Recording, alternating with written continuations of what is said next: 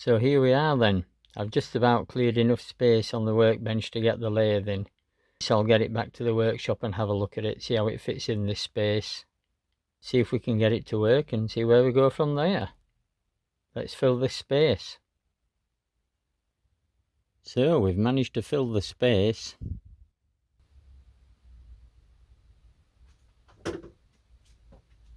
So although this machine looks reasonably small in its own right, it's exceptionally heavy. I didn't appreciate when looking at it just how heavy this machine actually is.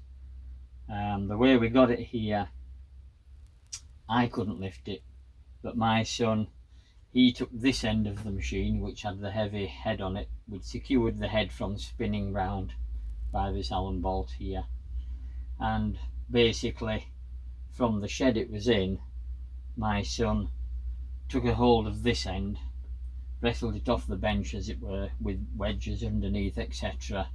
Then he got his fingers underneath and carried it like this from this end, whilst his friend carried the other end of the lathe. So they carried it between them down the drive and into the pickup truck that we were bringing it to my address with. That is absolutely not to be recommended. We did have a trolley. We thought we'd put it on the trolley and drive it down on a little trolley to the vehicle, but pardon me, once they'd established how heavy it was a case of, we can hold it here, which is all well and good, and we can sort of this kind of thing, but if you'd have put it down onto a trolley and then tried to pick it back up from the floor, you wouldn't have been able to pick it up, not in the one piece. Obviously, the thing is, it would make far more sense to remove this piece of it. That would make some weight less. Remove this piece of it. That would make some weight less. If we removed the chuck, that would take some weight out of the object in total.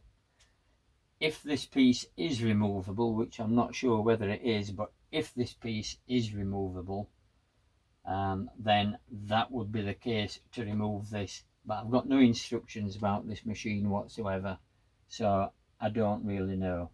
The reason why we perhaps chose not to remove this, this and this was the fact that A, we were on limited time to actually get this thing moved, and B, as I showed you previously, there's a lot of rust on these slideways here, etc. So I didn't want to traverse these things across the rust and do any more damage to these slideways than we could actually get away with. So that's why we thought we would transport it in one lump. We didn't appreciate how heavy it was, that's a fact. Once we got to this end of the job, fortunately above me here, just out of camera shot, I've got a tracking system which we can lift things with. So we brought it into the garage, but it's a very narrow gap that I had to bring this machine through between the benches and a vehicle that's in here. So what we had to do, the vehicle's not removable, by the way, it's just sat there waiting for work to be done on it.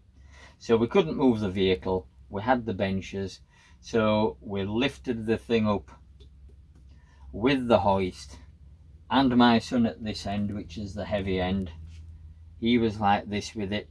I was behind him, and my son-in-law was at the other end of the lathe holding that end. So between the three of us we managed to get it down between the narrow gap and swung onto the bench.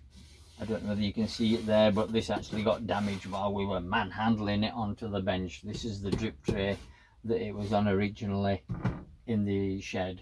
So we've managed to get this onto here. It sticks out a bit. I might be able to move it back another inch or two, but we will see in the fullness of time. So that's how we got it here. Definitely not to be recommended. You need to remove this, this, that and this if possible, such that it's a lot lighter to shift around. But having said that, it's here.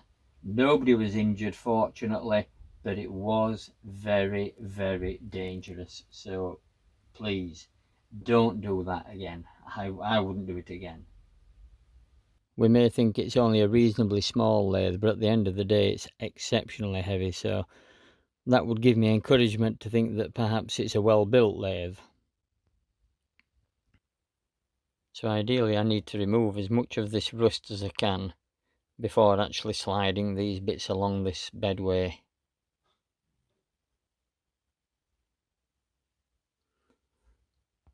This part here is the most rusted piece on the lathe,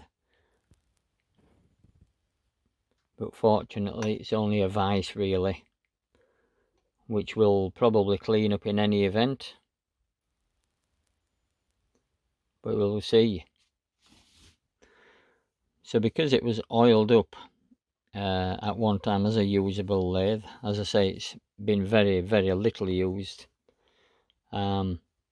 It's protected itself to some extent, and I don't think the pitting is too great.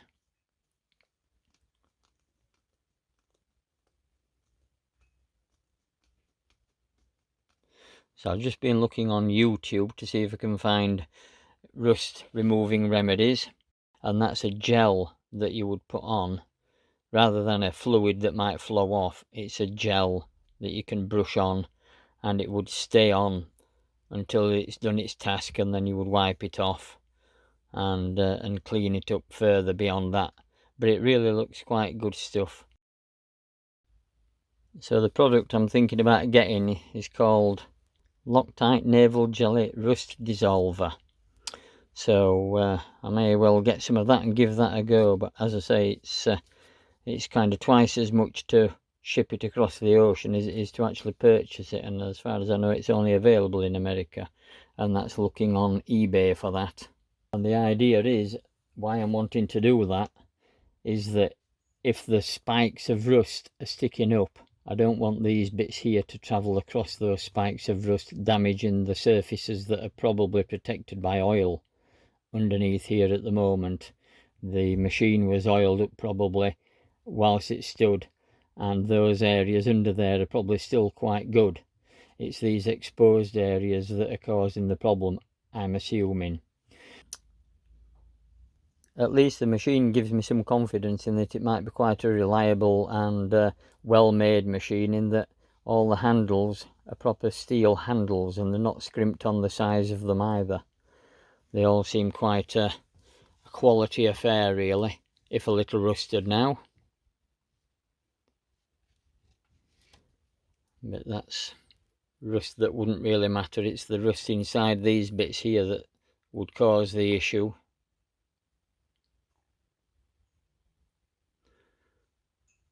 So I'm not sure how we would go on inside this bore here with regard to rust.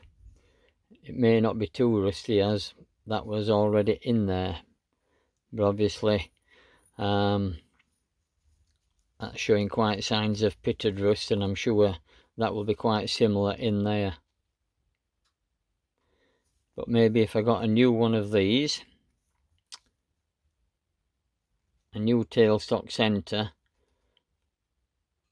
and put some grinding fluid on it, grinding paste, and put it into there, and then twisted it round and round and round, maybe then that would clear that out better.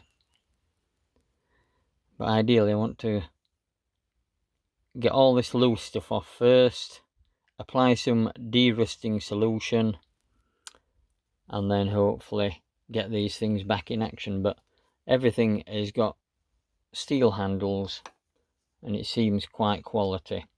I know for a fact this drive here isn't making this move because the nut on the underside here must be loose somehow, so that's not operating correctly, so I need to sort this nut out that's under here.